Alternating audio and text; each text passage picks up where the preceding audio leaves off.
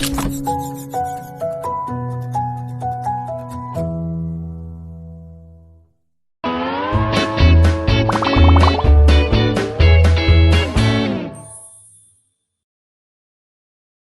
the last few videos, I presented some findings on how we devalue happiness and why we do it. Specifically, I showed you that we devalue happiness by succumbing to the fundamental happiness paradox. And I also discussed 3 reasons why we devalue happiness, namely harboring negative beliefs about happiness, for example, that happiness is fleeting, failing to define happiness in concrete terms, and medium maximization. In this video, I want to talk about how to avoid the tendency to devalue happiness. In other words, I want to talk to you about the first habit of the highly happy, the habit that can help us overcome the first deadly happiness sin. The first habit of the highly happy is prioritize but don't pursue happiness. What exactly does it mean to prioritize but not pursue happiness? What it means is to consciously make the choice of giving happiness a higher priority over other goals in your life. You do this by reminding yourself on a regular basis, and particularly before you make important decisions, about what you ultimately want out of life. If you're like most people, what you ultimately want in life, the reason why you do anything and everything that you do is so that you can lead a happier, more fulfilling, and a more meaningful life. If you remind yourself of this before you make your decisions, it turns out that you won't be as susceptible to the fundamental happiness paradox. That is, you won't sacrifice happiness for the sake of other goals as much. Now, 3 of my colleagues, Kelly Goldsmith from Northwestern University, David Gall from the University of Illinois at Chicago, and Lauren Cheatham, a PhD student at Stanford University, and I have conducted several studies in which we tested what happens when people remind themselves to make happiness-enhancing decisions on a regular basis. In one study, which was conducted on employees from 7 different Fortune 500 companies, we divided the employees into 2 groups. One group received an email every day for a whole week. The email gently reminded them to make happiness-enhancing decisions. The second group did not receive any such email.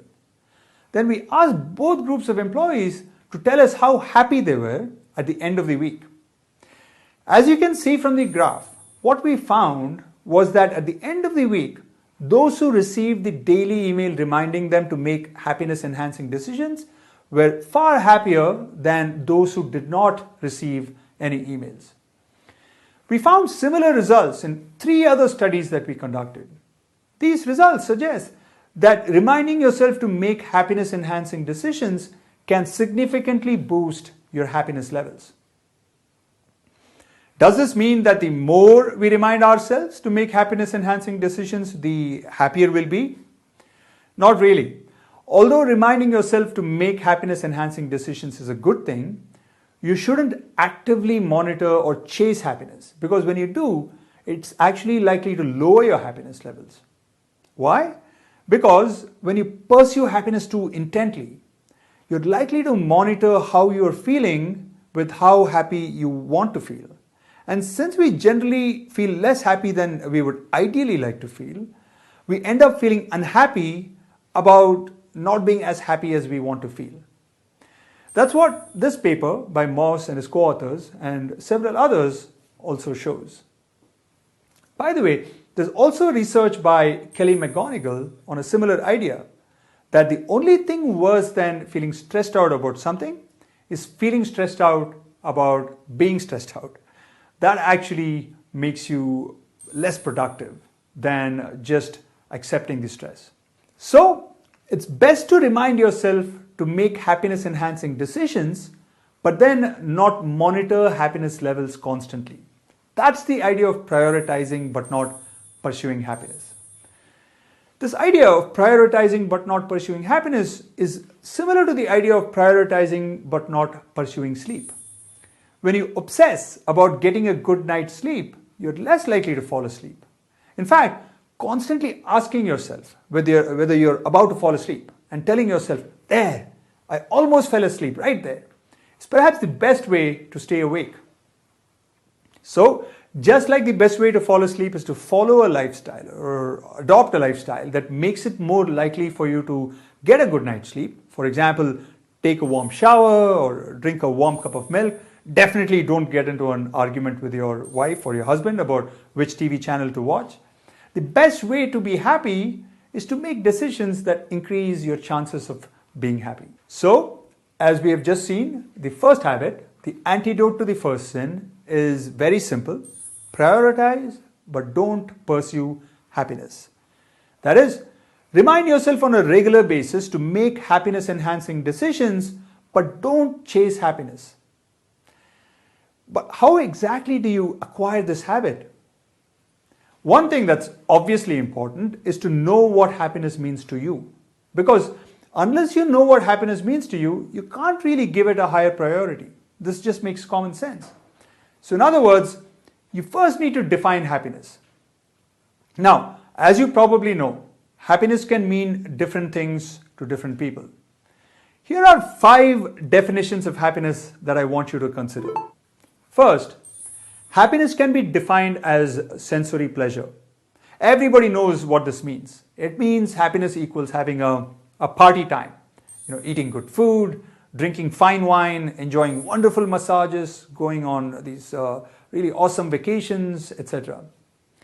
Second, it can be defined as hubristic pride. In this definition, happiness equals being superior to other people. So you feel happy when you get the best job or nab the trophy husband or wife, and you feel that you're superior to others. Third, it can be defined as authentic pride. In this definition, happiness equals progressing towards mastery at something. You compare yourself to how you were earlier, and you feel happy when you're doing better than you were. Fourth, it can be defined as love or connection. You feel happy when you sense love or connection with someone, like your friend or your grandmother or your pet, or even with an activity actually, like playing the drums or a guitar, or with an event, like a beautiful sunset. Finally, happiness can be equated to something that I mentioned in a previous video, the feeling of abundance. The feeling that you have everything that you need and that life is perfect with its imperfections. In this state of abundance, you feel that the challenges that you face make life more interesting and not threatening. Now that I've told you about 5 different definitions of happiness, let me tell you how I would define happiness if I were you. I wouldn't equate happiness to either sensory pleasure or to hubristic pride. This is because, as you can imagine, it's difficult to sustain happiness if you equate it to sensory pleasure or to hubristic pride. We all know that pleasure can't last. And as the saying goes, pride comes before a fall, meaning pride can't last either.